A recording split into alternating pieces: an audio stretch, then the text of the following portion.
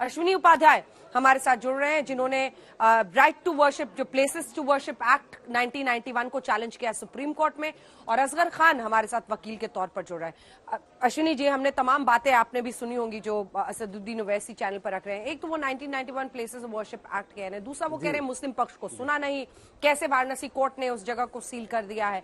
तीसरी बात जो उस पूरे मामले में कह रहे हैं वो ये है कि इसको सिर्फ अपने पेपर हाथ में उठा लिया है, लेकिन वो इन बातों को मानने को तैयार नहीं है। वो कहते हैं कि मुस्लिम पक्ष को सुनना चाहिए था, सुप्रीम कोर्ट और लोअर कोर्ट को बराबर नहीं खड़ा किया जा सकता है।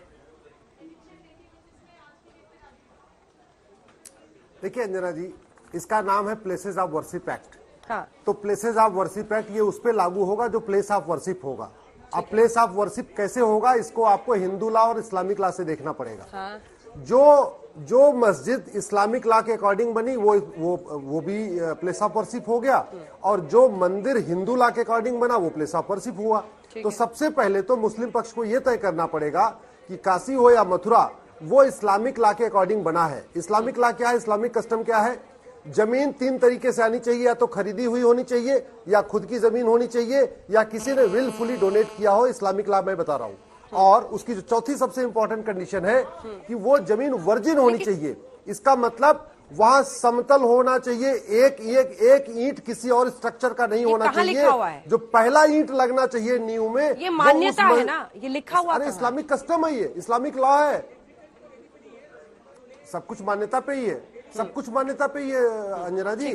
कुरान में लिखा हुआ है, कुरान में बहुत साफ साफ लिखा हुआ है कि अगर आपने किसी दूसरे के स्ट्रक्चर के ऊपर आपने अगर कोई निर्माण किया, उस पर नमाज कबूल नहीं होगी। मोहम्मद साहब ने जो पहली मस्जिद बनाई थी, उन्होंने बाकायदा खरीदा था, जमीन खरीदा था। जो आदमी डोनेट कर रहा था, उन्होंने डोनेट करके नहीं लिया, उन्होंने खरीद के लिया था। अब मैं आता हूं इस कानून की बात। ये 2 पन्ने का कानून, जिस कानून के सहारे पूरी लड़ाई लड़ रहे हैं, मैं आपको गारंटी के साथ कहता हूं, ये कानून हमारे संविधान की धज्जियां उड़ा रहा है। इस संविधान में काम का बंटवारा है।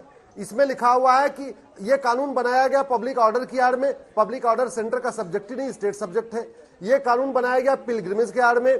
पिलग्रिमेज जो आउटसाइड इंडिया है वो सेंटर के आता है, जो विद इन इंडिया है वो स्टेट में आता है। कहने का मतलब कैलाश मानसरोवर के लिए कोई नियम कानून सेंटर बना सकता है, ननकाना साहब के लिए कोई नियम कानून सेंटर बना सकता है, हिंगलाज के लिए कोई नियम कानून सेंटर बना सकता है, जो अंकोर वाट का जो अपना सूर्य मंदिर है कंबोडिया में, उसके लिए कोई सेंटर नियम कानून बना सकता है।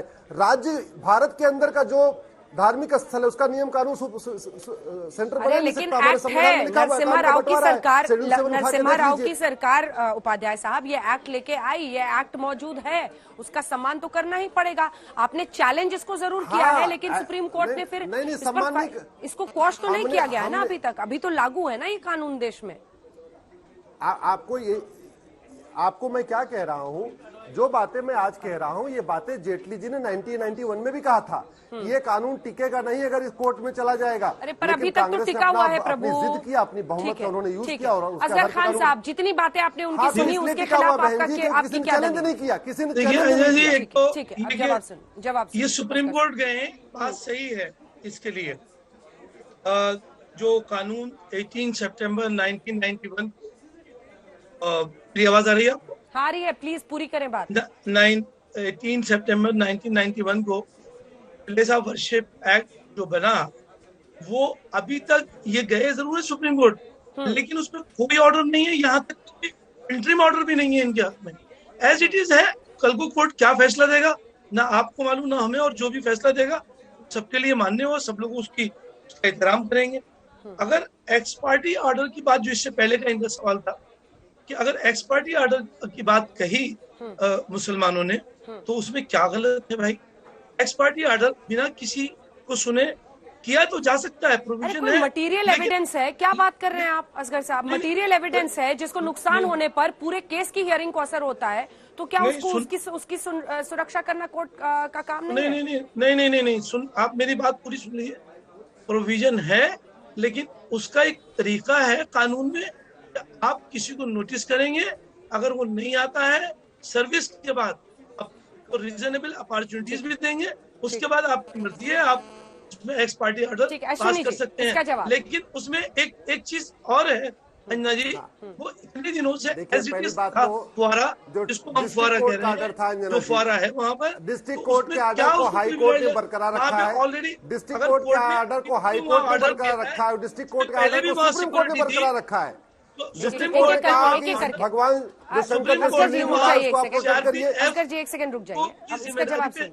दिया गया कि भाई सीआरपीएफ वहाँ रहेगी, सीआरपीएफ एक मिनट, अंजना जी, अंजना फिर जी, इसमें क्या की जिम्मेदारी पे डिस्ट्रिक्ट दिया कोर्ट गया। का डिस्ट्रिक्ट कोर्ट का आर्डर, भाई मैं तो सुप्रीम कोर्ट की डिस्ट्रिक्ट बात कोर्ट कर का रहा हूँ आर्डर आपसे। सुप्रीम कोर्ट तक सुप्रीम बरकरार है। कोर्ट ने डिस्ट्रिक्ट कोर्ट ने फिर कहा साथ कि ये भी कहा कि जो अगर भगवान का आपकी शिवलिंग मिला उसको आप आपने कहीं- प्रोटेक्ट करिए।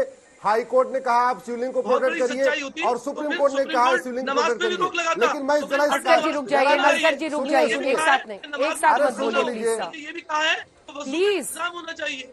अगर वहां पे फुहारा है जिसको आप लोग शिवलिंग क्लेम करते हैं, मुझे तो अन्ना जी कभी कभी अफसोस होता है। सुन तो लीजिए कि भाई ये साहब, लोग मिलकर शिवलिंग एक की तरफा मत करिए, तौहीन सुन कर रहे लीजिए हैं। प्लीज। हमें हम अफसोस सवाल होता हमसे है। कौन हमारे तौहीन भाई कर रहा है ये तो असगर बाद जी, में समझ में आएगा, असगर लेकिन जी, सवाल हमसे लेकिन है। एक सेकंड, असगर साहब कौन तौहीन कर रहा है ये तो बाद में पता चलेगा। आपको भी ये समझना चाहिए कि हिंदू पक्ष अभी तक यही कह रहा है कि शिवलिंग होने का दावा है, लेकिन आप बार बार फाउंटेन कह रहे हैं। आप भी कहिए ना दावा है, आप थोड़ी वहां खुद गए थे, वहां देखा थोड़ी है आपने, तो थोड़ा सा समझिए। फाउंटेन है तो चलाइए ना सर, अगर बिजली है, पानी है, कहाँ से क्या है, मतलब हर किसी को थोड़ा दावा शब्द का इस्तेमाल करना चाहिए। आप तो वकील हैं, कोर्ट जाते होंगे, थोड़ा सुरक्षित शब्दों का इस्तेमाल करना चाहिए।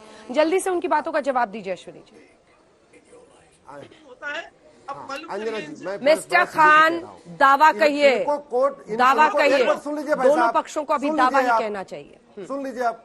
मिस्टर उपाध्याय, हाँ अंजना जी, इनको ये जिस कोर्ट की दुहाई दे रहे हैं, ये 1991 का एक्ट उसी कानून, उसी कोर्ट का दरवाजा बंद कर रहा है। ये 1991 का एक्ट ये कह रहा है कि जो मुकदमे कोर्ट में है वो खत्म हो जाएंगे और नए मुकदमे जाएंगे नहीं। तो एक तरीके से ये भारत का लोकतंत्र खत्म कर रहा है। अगर कोर्ट के जरिए विवाद का समाधान नहीं होगा अंजना जी, तो यहाँ भीड़ तंत्र इकट्ठा हो जाएगा, यहाँ भीड़ तंत्र हावी हो जाएगा। लेकिन मिस्टर उपाध्याय, उसके हिसाब से लोग लाठी डंडा लेके पहुंचेंगे और कब्जा कर लेंगे। मिस्टर उपाध्याय, अभी तक ये आपने पिटीशन इस एक्ट के खिलाफ डाला है, कोर्ट ने एक्ट को अमान्य नहीं किया है। ये एक्ट अभी भी देश में मान्य है, तो फिर उसकी आप उसके खिलाफ दलीलें दे सकते हैं। अच्छा, लेकिन मानना तो उसे ही पड़ेगा ना, जब तक इसको निरस्त नहीं किया जाता है। 2000 सरकार से सुप्रीम कोर्ट ने, जहां तक मैं जानती हूँ, सुप्रीम कोर्ट ने सरकार से जवाब मांगा था। सरकार ने जवाब में क्या कहा है? मैं क्लेरिफाई कर रहा हूँ। 2020 मैंने PIL फाइल किया। हमने कहा कि पार्लियामेंट के पास पावर नहीं है, पार्लियामेंट कोर्ट का दरवाजा नहीं बंद कर सकती, पार्लियामेंट जुडिशियल रिव्यू खत्म नहीं कर सकती, पार्लियामेंट आक्रांताओं के गलत काम को लीगलाइज नहीं कर सकती, पार्लियामेंट जो है किसी भी तरीके से हम हिंदुओं का धार्मिक अधिकार छीन नहीं सकती। सुन लीजिए प्लीज, सुन लीजिए। अरे यार बीच में मत बोलिए प्लीज, वकील है, जरा सुनिए।